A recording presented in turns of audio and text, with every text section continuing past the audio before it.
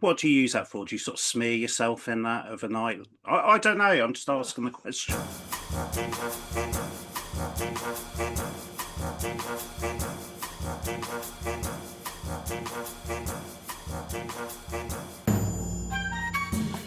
Hello and welcome to Everything's Fine, probably your weekly antidote to bad news. And this week, your slightly all over the place celebration of World Book Day. Normally, on this podcast, we sift through the news like emotional support archaeologists, brushing away despair to uncover the small, glittering fossil of hope. But this week, we've shut the news tabs and instead we've opened up the metaphorical libraries of our mind, Whoa. full of the books that shaped our childhoods, and maybe explain why we've turned into the people we are today. Because today we're celebrating World Book Day. If that one's passed you by, it was established by UNESCO to promote reading, publishing and copyright across the world. The global day is the 23rd of April, chosen because of its association with the deaths of literary heavyweights like William Shakespeare and Miguel de Cervantes.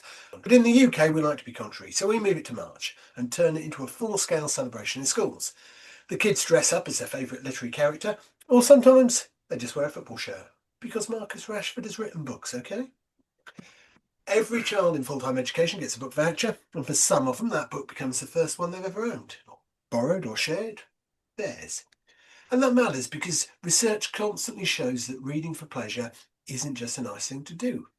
It improves literacy, yeah, but it also boosts confidence, empathy, and even long-term life outcomes. Some studies suggest that reading for enjoyment is one of the strongest indicators of future success, sometimes even more so than background or income. And beyond the statistics, there's this. Reading slows you down. 30 minutes with a book can reduce stress, lower your heart rate and calm your brain. It's basically meditation but with dragons, or detectives, or morally ambiguous Victorian children. Books let you step into someone else's mind for a while. They stretch your imagination. They remind you that your own internal monologue is not the only one in existence, which frankly I find a huge relief. So today, instead of dissecting headlines, we're celebrating some of our favourite stories. The ones that shaped us, the ones that traumatise us slightly, and the ones we pretended to understand in English literature classes. Shelley's here, Stuart's here, I'm here, and for the next however long, we're shelving the doom and dusting off the joy. So hello team, how are we this week? Nice to see you back, Shelley.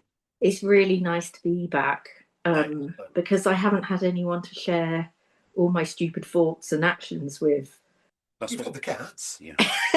Yeah, I just, before we start talking about books, I had one of those Amazon screw ups, you know, when you order something and it ends up not being quite what you thought it was going to be. Mhm. So I ordered like a small tub of Vaseline. Oh, dear, And yeah. you know, when you think sort of travel size Vaseline, Yeah. sort of, what would you think sort of about, I don't know, sort of about 5 by 5 centimeters, something like that. Yeah. And Jim, we've all been there, haven't we? Yeah. So Our travel size Vaseline with us. do you want to see what I got? Yeah, Yeah, love to. wonderful. Love to. Get it in the camera. Look, it's tiny. Oh, that is very. Tiny. I wonder whether it might be one of those little sort of lip salve type ones. It's like doll's house Vaseline. Okay, that's the thing, is it? Do you need Vaseline in your dolls? Oh, well, I think, yeah, you could have tiny Vaseline in your doll's house because dolls need to use something to moisturise the lip. I mean, there's all sorts of sections. Yes, you do need Vaseline in a doll's house. You're not really that funny or clever.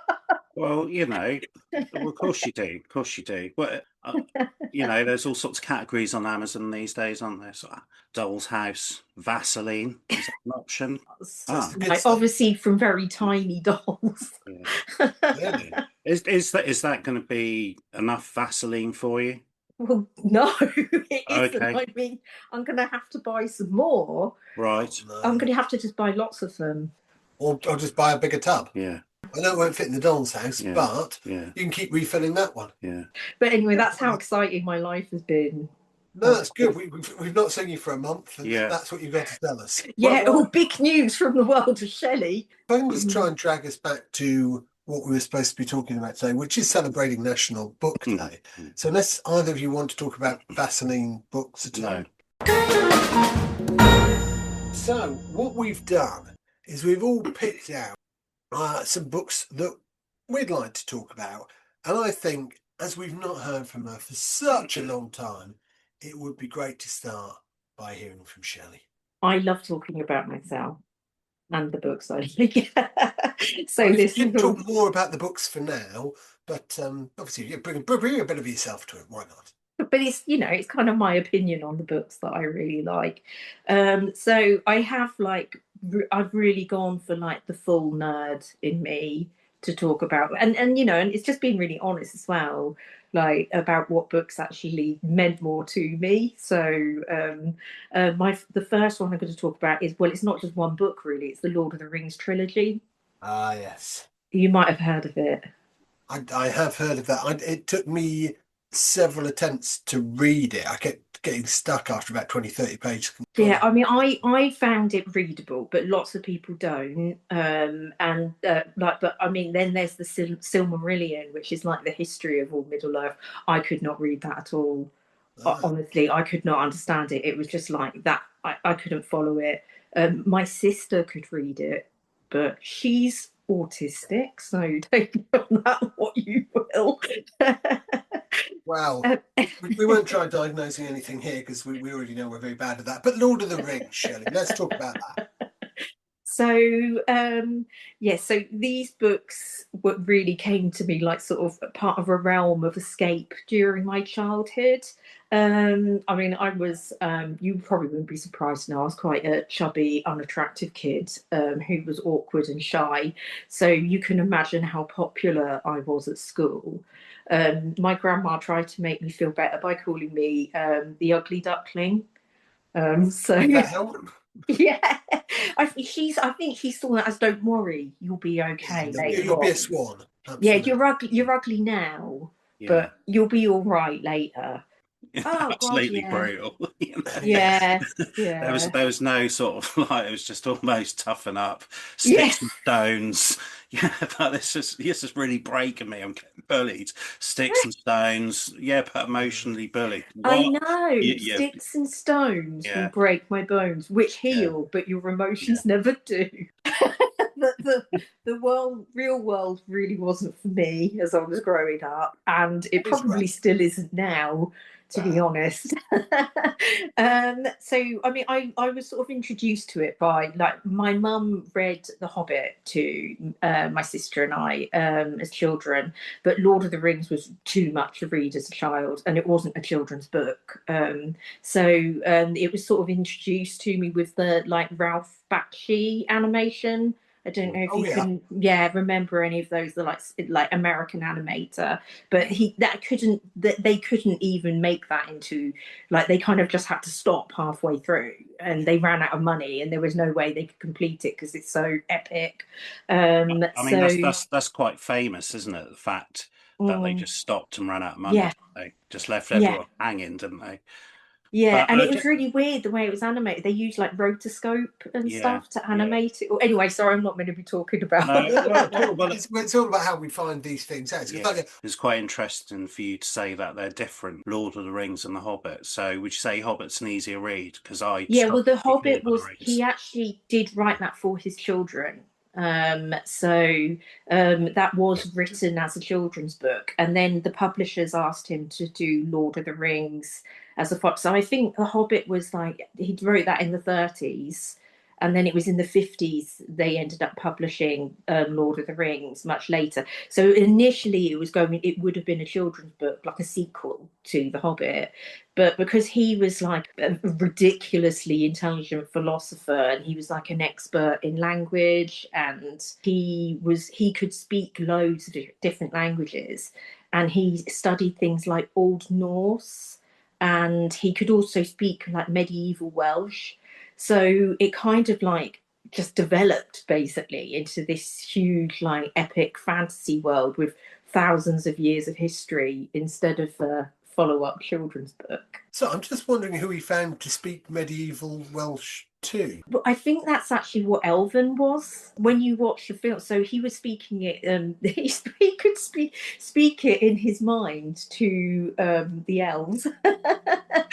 So, but he did. I think he taught at Oxford. So he did teach the subjects at Oxford. So yeah, he did have people to speak medieval. You just go to evening classes and talk I can't medieval even Welsh imagine speaking like modern Welsh. That's quite hard, isn't it? So when he was also doing it, was also because he wanted England to actually have its own sort of Anglo-Saxon legends. So, because at the moment, like before, we only really had legends like things like King Arthur, Camelot, which was Norman propaganda. He wanted us to actually have something that was kind of like truly would be sort of steeped potentially in our history.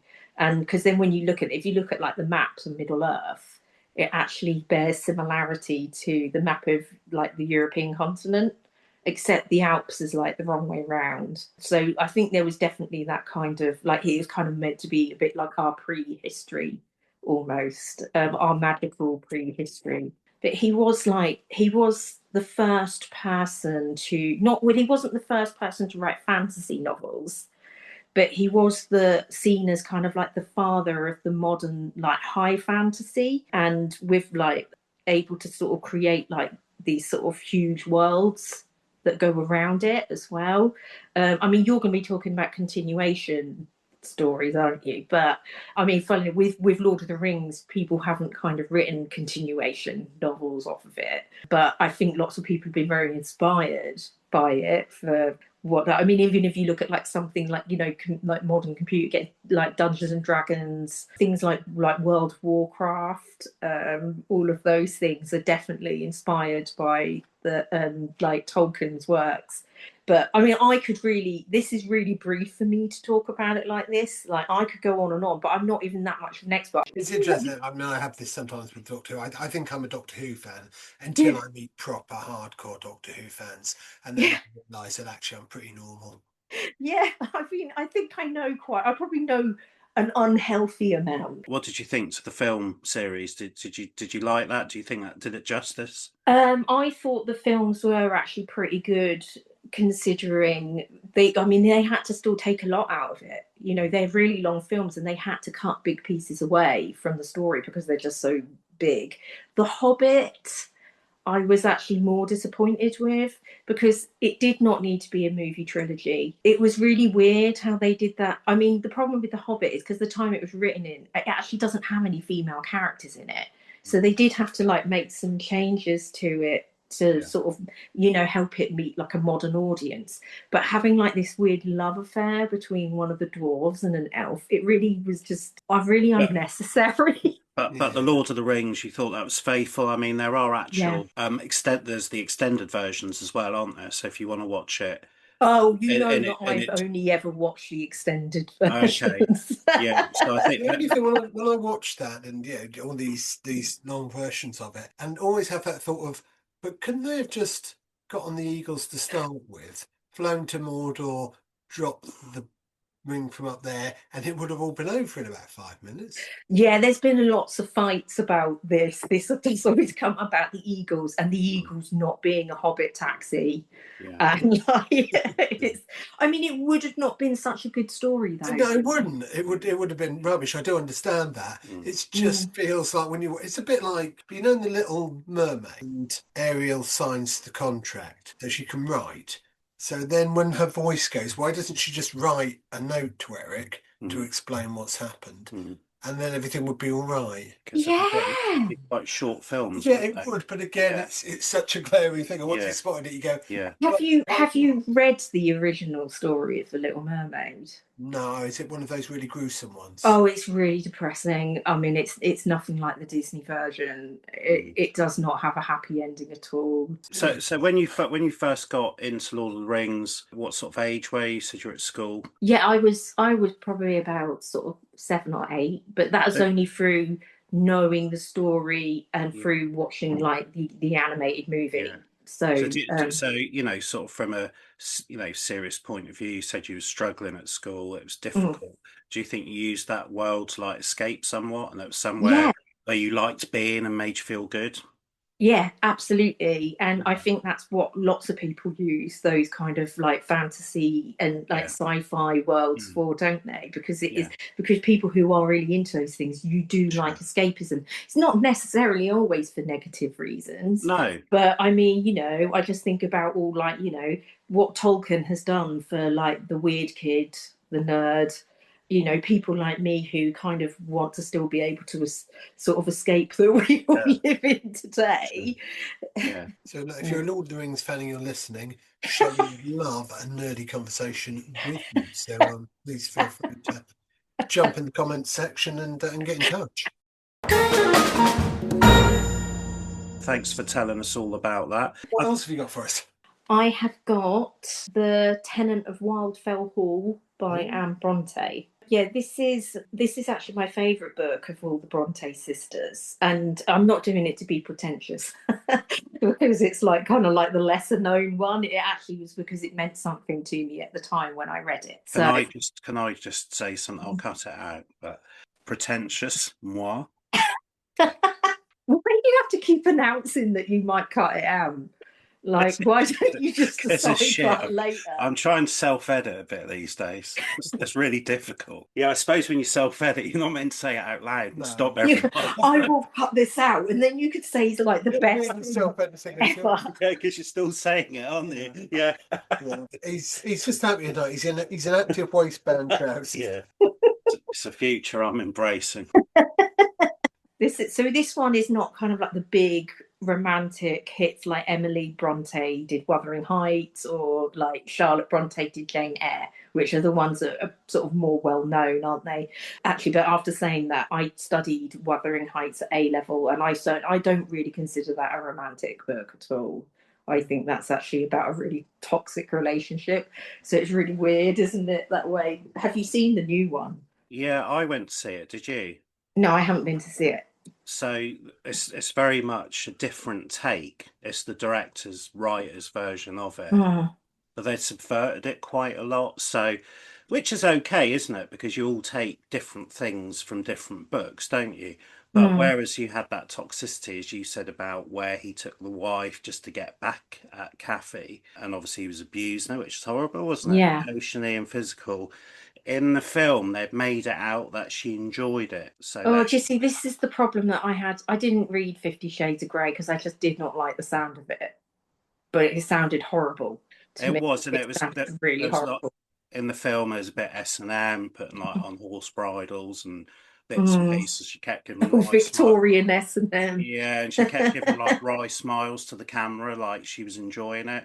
So, and that obviously wasn't in the original text. Like you said, it's not a romantic story, is it? Mm, It's actually all about obsession, isn't it? And mm. jealousy and toxicity. Yeah, Um, yeah. but I suppose we can all take what we want from books, can't we? And if that's what she kind of took from it she said she read it as a young girl, then that's up to her to create something in her own vision. Mm, But yeah. I think the books you're talking around the period, these women writers were real activists, weren't they? Yeah, yeah, and this really comes up in this novel. And so Bronte, she had to write this under a pen name because so her pen name was Acton Bell because women were not permitted to write about sort of such things in the 1800s.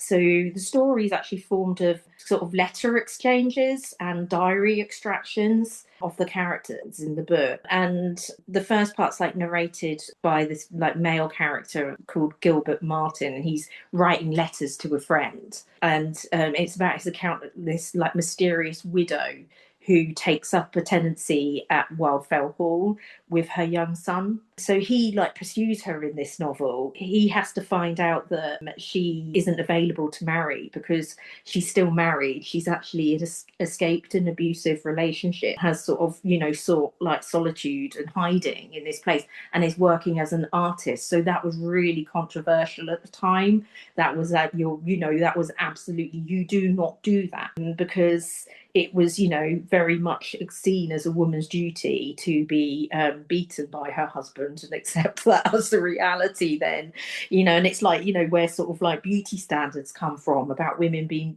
very petite and small, because, it's not fair for a man to put his back out because he was dragging a woman across the floor that's too heavy for him. So this woman is this really really different mysterious character, and it actually did cause, it raised a lot of criticism, the story did, because it was then, it actually challenged the power imbalance between men and women at the time. So it's actually seen as one of the first feminist writings. I didn't know that when I read it. I was in my early 20s when I picked up this book, but I had just left an abusive relationship and had a 3-year-old toddler, but I didn't end up sort of, it was nice because it was like something that was relatable to me, and kind of it was like there's this character sort of from 150 years ago in the past, like speaking to me in the future. As a very very young woman, but it wasn't so romantic for me because I didn't get to move into like a gothic dilapidated hall in the middle of nowhere and have people writing letters about me. I just had to move back in with my parents.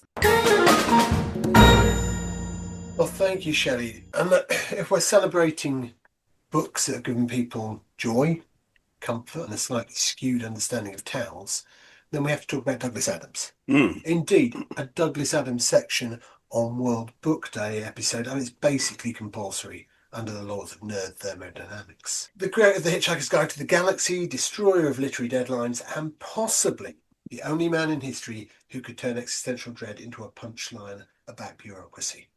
I can't tell you how much I love the first 3 Hitchhiker's Guide books, which is Hitchhikers itself, The Restaurant at the End of the Universe, and Life, the Universe, and Everything. So I saw it on TV when I was quite young, just pre-teens, yeah, I think, I did. and just loved everything about it. So I immediately borrowed the book from the library, and while I loved it, there was loads missing from it. Then I read the second one, and there it was, the rest of it. I hadn't realised they turned the first 2 books into the TV show. Then I got the others, sort of blasted through all 5 books in the trilogy. I don't know how much you know about Douglas Adams, but he struggled. Yeah, I had sort of heard that. I think he sort of struggled to hit deadlines. He got frustrated. His concentration wasn't very good. I think he was sort of prone to sort of moods, wasn't he? He'd get quite frustrated. He was known to sort of throw his typewriter across the room. And there's a brilliant well-known quote attributed to him, which is, "I love deadlines. I love the whooshing noise they make as they go by." Many of his books are actually expansions or evolutions of things he'd already written for radio or TV. The blank page, that was the enemy for him. But give him a universe he'd already invented, and he knocked the walls out and had a tea room. I'll come on to his most famous one very shortly, but take Dirk Gently's Holistic Detective Agency. So on the surface, that's about a detective who believes in the fundamental interconnectedness of all things. In practice, it's a collision of time travel, ghosts, and electric monks. But its DNA goes right back to Adams's work on Doctor Who. So the first Dirk Gently novel contains huge similarities to his unproduced Doctor Who story Sharda, and it also echoes elements of City of Death, which he co-wrote, both in the Tom Baker era. Douglas Adams didn't waste ideas. He famously plagiarised himself an enormous amount, but that was really part of his genius. He understood if a concept deserved to exist, you don't confine it to just one medium. Then you got The Meaning of Life, written by him and John Lloyd, and that's a dictionary of things that don't have names. And he did that by giving them names stolen from small British towns. And it's the kind of book that just really shouldn't work, but it absolutely does. Masterclass in noticing the unnoticed, those little absurdities in life that language hasn't really caught up with yet. I will mention as well a really great one that people forget, but they really shouldn't, called Last Chance to See. So it wasn't in print for very long. It's a bit different. It was based on radio documentaries he made with zoologist Mark Carwadine. Oh, yeah. Stephen Fry then did a version of it afterwards. I saw a TV show. I think they made documentaries as well. Right, they did, yeah. And he went around the world investigating animals which were unknown. Absolutely. So things like the cockapoo, the budgie dolphin. That's right, yeah. All these creatures that were on the brink of extinction. And he actually said at the end, he said that was probably his favourite book he ever wrote. Absolutely. Which, bearing in mind he'd created this whole Hitchhikers, but I think towards the end of his life, he didn't survive much after that, did he? I think that really meant a lot to him, didn't it? Those wildlife adventures. Yeah. Maybe as a book, it's funny because it's Douglas Adams. Of course, it's funny, but it showed another side to him. It's that environmentalist. He was absolutely a technophile, but he also deeply loved the natural world. So he could write about an almost extinct parrot with the same affection he gave to a depressed android. Which finally brings me back around to The Hitchhiker's Guide to the Galaxy. So that started as a radio series on the BBC, then became novels and a TV series, then stage adaptations and a film. None of those versions are the same. And it's not just like little adaptations where they've had to change it for the media.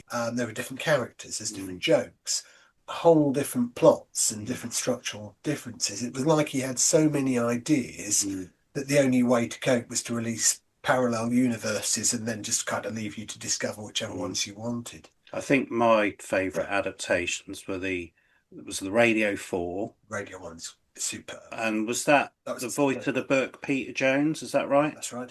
And I also enjoyed the BBC 2 adaptation. Yeah. I didn't like the film a few years ago. No, I wasn't majorly impressed. But it's quite telling that film just couldn't get developed while Douglas Adams was alive because they couldn't agree on anything.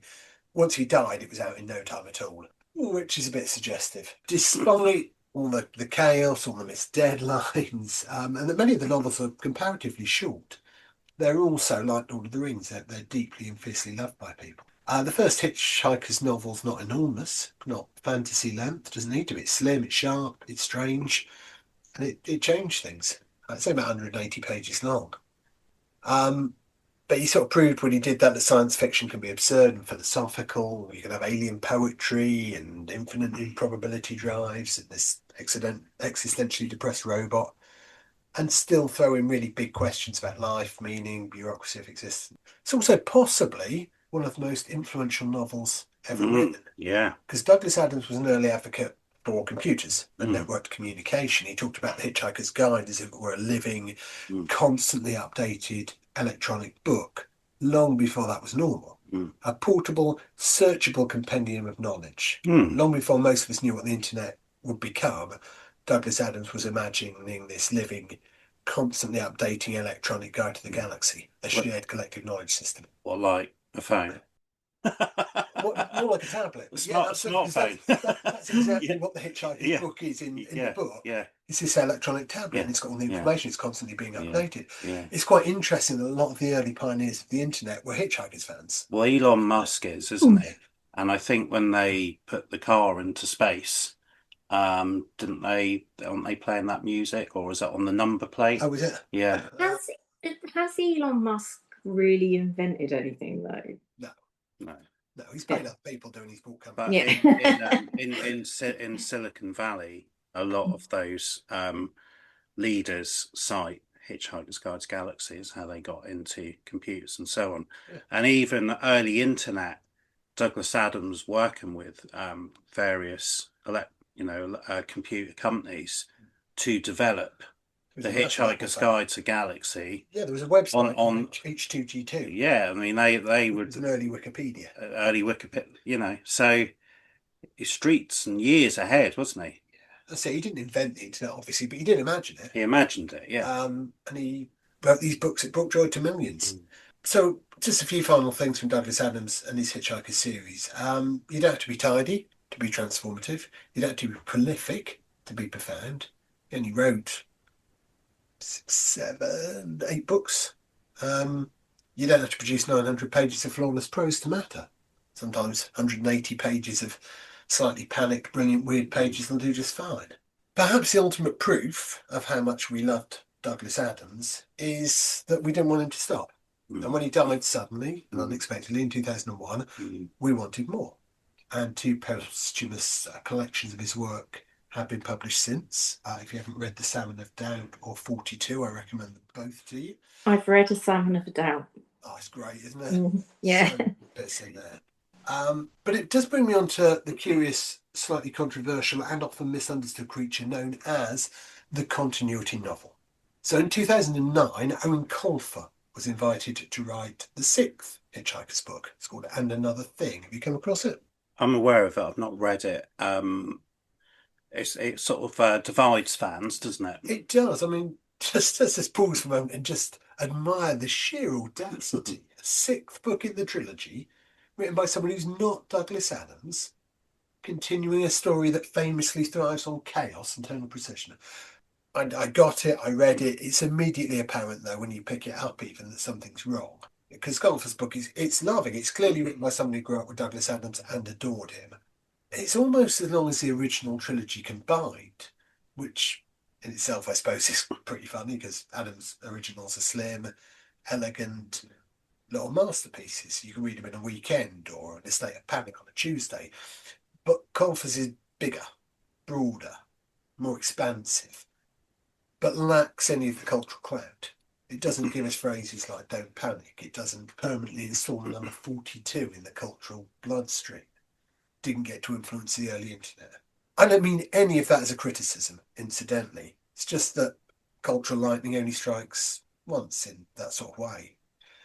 But the fact someone else was invited to continue the universe tells you everything about how deeply those characters mattered. Arthur Dent, the Prefect, Marvin, they kind of stop being Douglas Adams characters and they become ours. So, do you think that some characters belong to the public more than to the author? Or do you think that's literary heresy?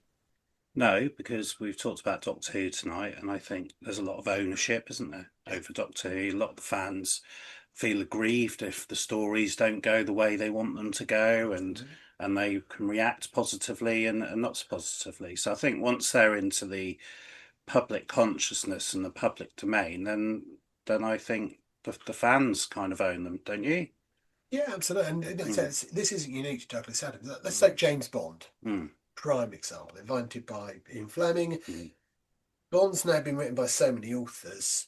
You practically need a spreadsheet. You've got Kingsley Amis, Sebastian Faulks, Anthony Horowitz. That's before the films doing their kind of like he was a real person. Well, he's based on a real person, though, isn't he? But it's kind of like he's a real person who lots of different people are writing about all the stuff that James Bond got up to. So. That's it. Like the Cold War, the end of the Cold War. Yeah. You hear lots of stuff how he's now culturally irrelevant. That's demonstrably untrue. Have you read the Doctor No by Ian Fleming? The text. One, yeah. I mean, Bond is horrible. He's sexist.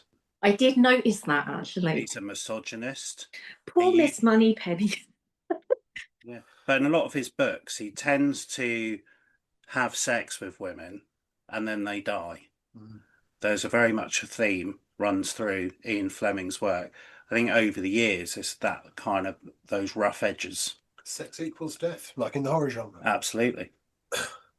It's not just Bond either. You've got Hercule Poirot, created by Agatha Christie, now continued by Sophie Hannah. It's got new Poirot mysteries decades after Christie's death. They're not Christie, how could they be? But they are a loving attempt to keep Poirot fussing over symmetry and murder. And of course, you have the granddaddy of literary immortality, Sherlock Holmes. Created, of course, by Arthur Conan Doyle. There are so many Holmes stories now. He's basically a shared hallucination. Holmes in space, Holmes in America, Holmes is a teenager, Holmes is a slightly moodier teenager.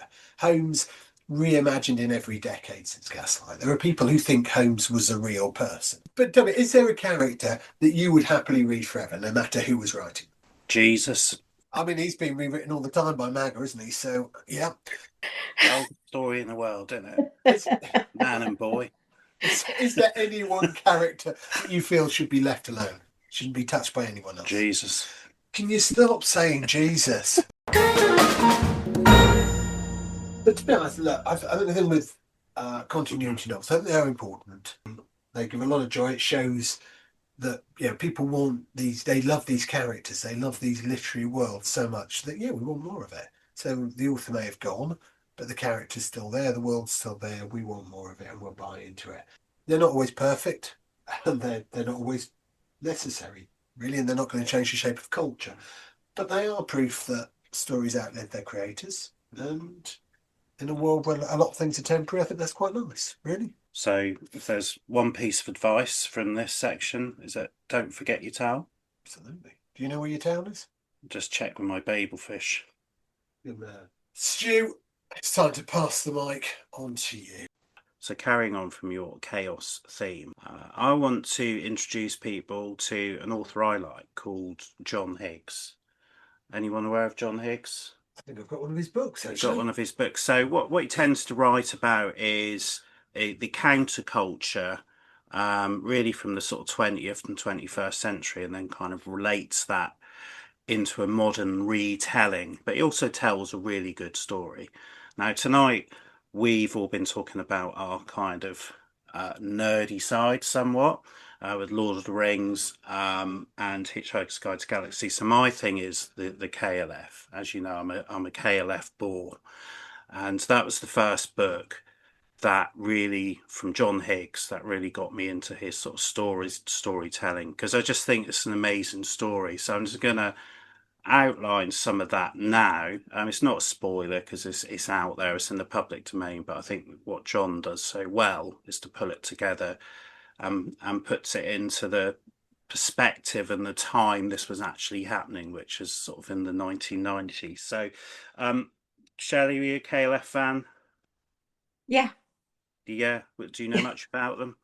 No, not loads, but I do remember KLF. So Okay.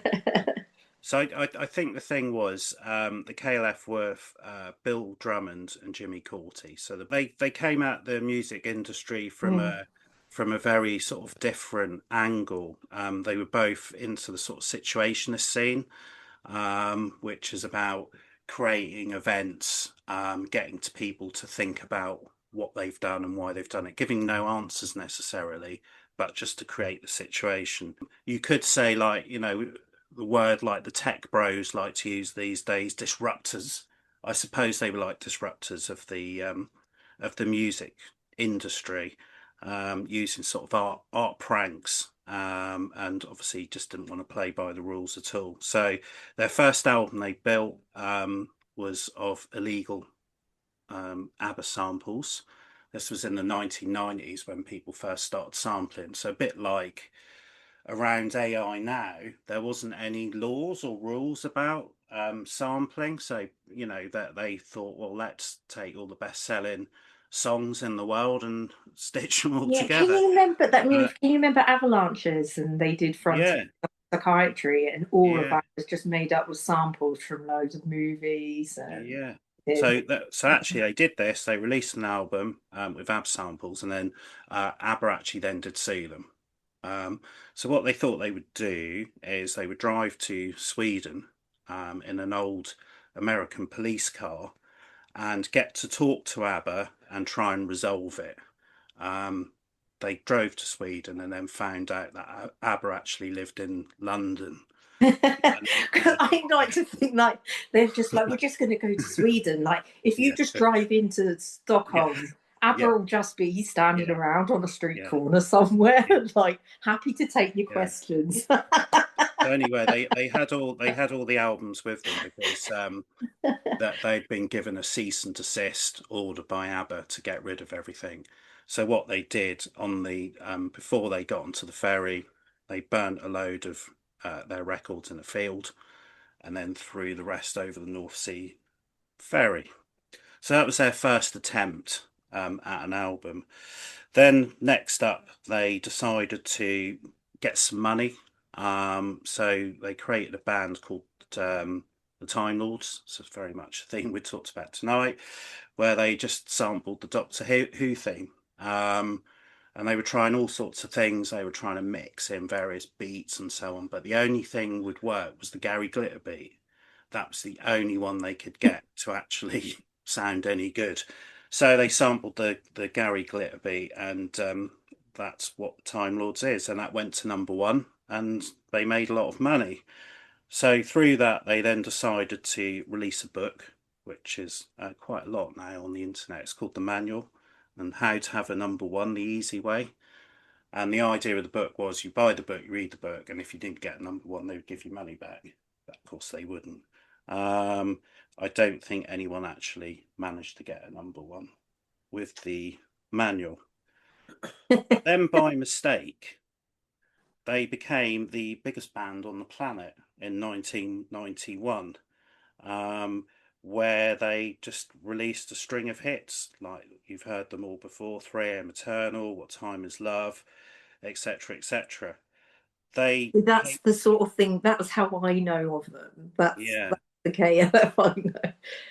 So that they hate this. They absolutely hate it. So they're like, "What have we done?" But at the same time, they owned their own distribution. They owned their record label, so all the money was going to them. They just bought it in, and they actually create some amazing videos. If you actually watch them, like America, What Time Is Love, they actually shot them in Pinewood Studios on the James Bond stages. I mean, they spent a lot of money on these videos just because that's what they wanted to do. So 1992, they were invited to the Brit Awards, and before they went on, they just thought, well, this is not really us. This is not really why we wanted to do it. So there was talk that night before they went on that Bill Drummond was gonna, and by this time they'd gone to quite a dark place. I think there was probably quite a lot of drugs involved, and they had kind of, they were broken, they were worn out, they were tired.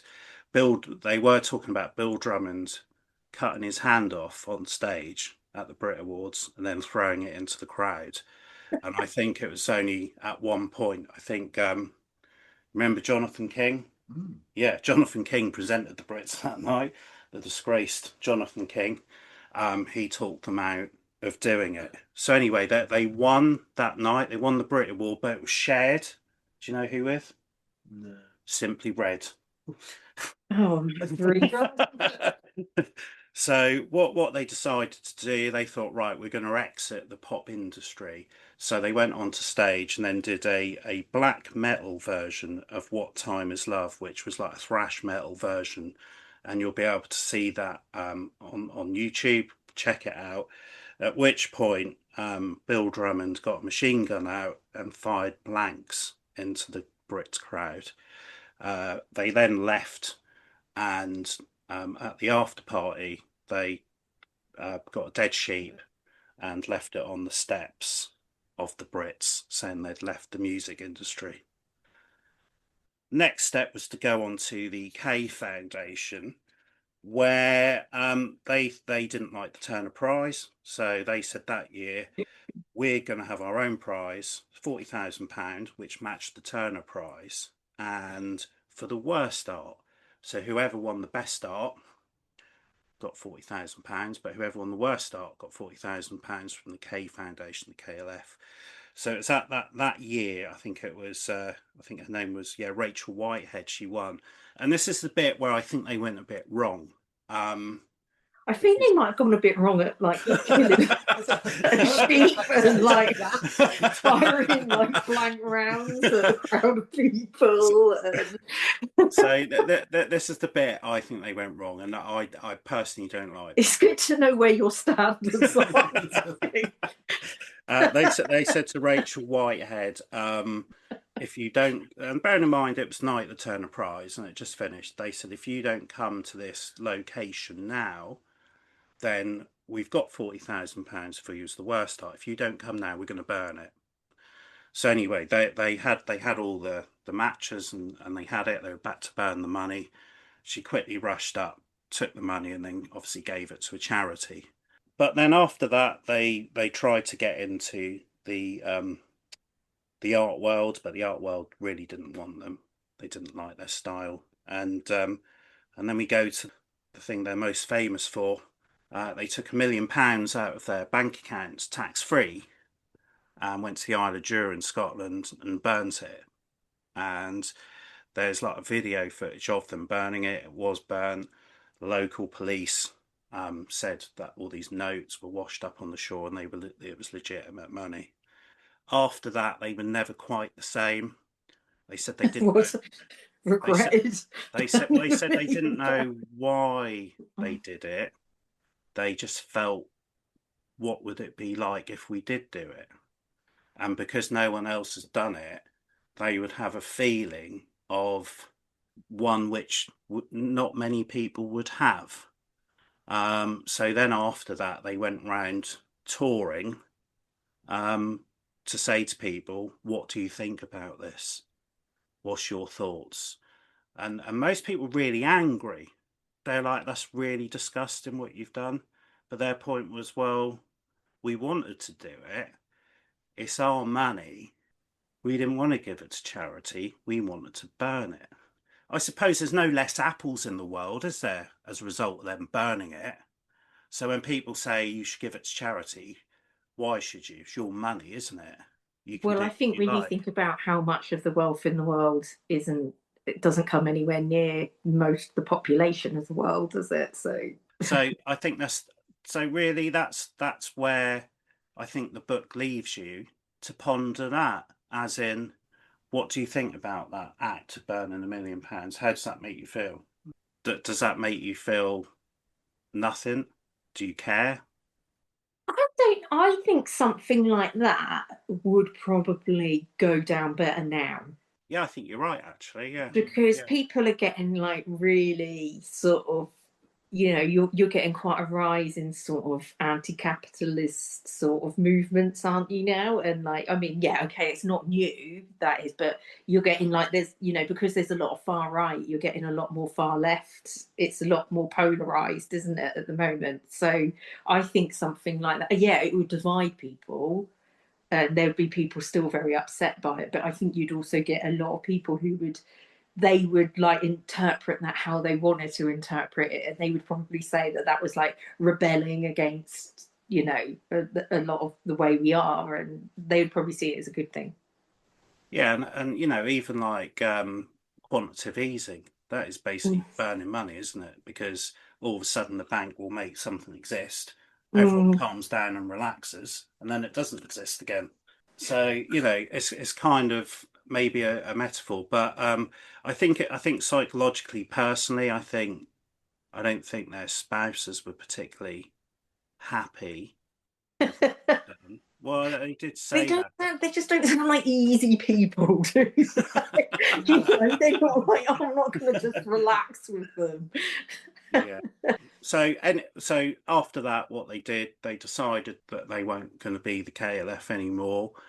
So they wrote a contract on I think it was like a family saloon car, and wrote the contract.